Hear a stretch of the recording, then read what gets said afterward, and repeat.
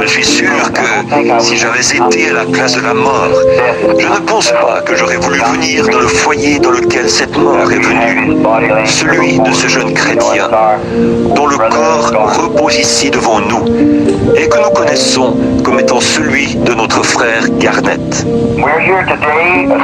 Et aujourd'hui, nous sommes assemblés ici pour rendre les derniers hommages à ce jeune chrétien courageux. C'est la dernière chose que nous pouvons faire pour lui sur terre, bien qu'il ne nous entende pas. Mais nous pensons à ceux qui sont confrontés encore à ça. Il faut bien s'en occuper un jour. Nous devons l'affronter, jeunes ou vieux, tôt ou tard. Cela nous arrivera à tous. Peu importe ce que je dirais au sujet de Garnett, ce que je sais de lui, ça ne changerait pas notre opinion. Sa vie et son témoignage parlent, parmi vous tous, plus fort que tout ce que je pourrais dire. Ma relation personnelle avec lui s'est faite par l'entremise de sa mère. Un soir, alors que la réunion était terminée à mon église, elle est venue me voir. Elle avait un fils qui se mourait de la polio. Je pense qu'ils avaient abandonné tout espoir qu'il puisse vivre plus longtemps. Bon, ce genre d'appel, nous en recevons beaucoup. C'est courant. Mais quand je suis allé voir ce jeune homme, il était dans un poumon d'acier. Il y avait quelque chose en lui. Lorsque j'ai posé mon regard sur lui pour la première fois, je l'ai aimé. Je l'aime encore aujourd'hui, alors que je le regarde en ce moment, et je l'aimerai toujours. C'était vraiment un jeune homme courageux. Et il semblait avoir quelque chose dans sa vie qui comptait plus que d'être un garçon ordinaire, que d'être un adolescent qui ne fait que passer. Il avait une compréhension plus claire des choses. J'ai prié pour lui, afin qu'il ne meure pas. Finalement, on l'a sorti du poumon d'acier et ramené à la maison. On l'a mis dans une sorte de lit à bascule où on lui donnait une assistance respiratoire. Je suis venu voir Garnett. Quel chrétien empreint de douceur cette vie avait produit. Un garçon dont tout parent aurait été fier. Après tout, c'est ça notre voyage ici sur Terre. C'est à cela qu'il sert. C'est pour nous préparer à partir. Et Garnett avait certainement passé par cette préparation, sans l'ombre d'un doute.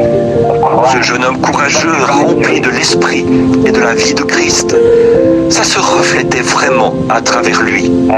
J'habite à Tucson, en Arizona. Il y a quelque temps, le jeune garçon est tombé malade. Il était très malade. Et sa manière d'exprimer sa foi, c'était en faisant un appel longue distance.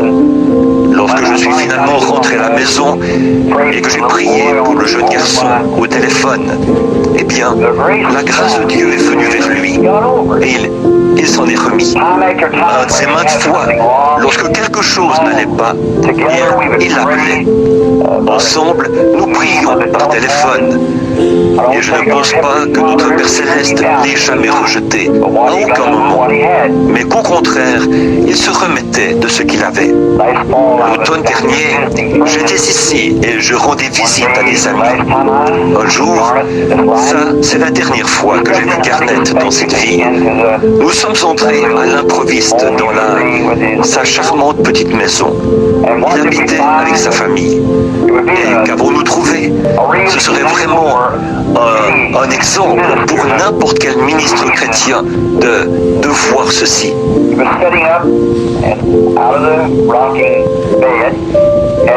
Il était assis au bord du lit à bascule, les bras dans une petite écharpe. En entrant dans la maison, nous étions toujours si bien accueillis. Garnett était là, la Bible posée devant lui. Et la petite dame qui prenait soin de lui était assise en face sur le canapé à 2 places. Ils étudiaient la Bible. Je l'ai regardé et mon cœur a tout simplement fondu. Je lui ai posé une question. J'ai dit, Garnett, peut-être, et si ceci ne t'était jamais arrivé? Et j'ai dit, supposons que j'ai été appelé, par exemple, ici ce soir, parce qu'un jeune homme du nom de Garnet Peak venait de se tuer là-bas sur l'autoroute avec sa voiture. Et le jeune homme était ivre, et son âme était partie rencontrer Dieu. Ou bien, préférerais-tu garder la scène telle qu'elle est? Il a dit, qu'elle reste telle qu'elle, pourvu que je connaisse Jésus comme je le connais maintenant. Il a dit, ça vaut plus que la vie, même si je devais rester ici toute ma vie dans cet état. Mais il a dit, je veux vous montrer, frère Branham, je vais beaucoup mieux. Il pouvait bouger les bras et tout. Il attendait avec impatience le moment où il serait guéri, afin qu'il puisse marcher. Je suis un homme âgé, j'ai vu beaucoup de choses dans ma vie. Je ne crois pas avoir encore rencontré un jeune homme plus courageux spirituellement que Garnet. J'ai bon espoir pour lui. L'autre soir, on me dit qu'il a attrapé quelque chose ressemblant à une grippe intestinale. Et que lorsqu'il s'est rendu compte qu'il allait mourir, eh bien, il a demandé après moi. Il ne savait pas qu'à ce moment-là, j'étais à New York, au stade. Et quand j'ai quitté le stade, on m'a remis le télégramme ou le message. Je me suis précipité vers un téléphone et j'ai appelé. Mais l'aimable frère qui s'occupait de lui a dit, « Frère Branham, Garnet est allé rencontrer Jésus à 18h. »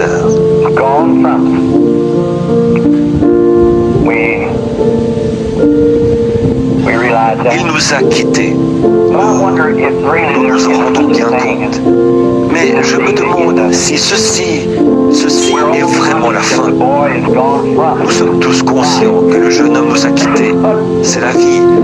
Mais pensons à ce qui vient après. Y a-t-il quelque chose que nous puissions dire? Qu'il se pourrait que nous le revoyions un jour? Est-ce que c'est la dernière fois que nous voyons Garnet? C'est de ça que je veux vous parler pendant quelques instants. Pouvez-vous être certain que nous allons le revoir? Job a posé cette question. Le plus vieux livre de la Bible. Il a dit, si l'homme meurt, revivra-t-il? Y a-t-il donc une preuve que ceci est bien vrai? Pouvons-nous avoir une preuve tangible que cette résurrection est bien vraie? Oui, je pense que oui. Remarquons bien que nous servons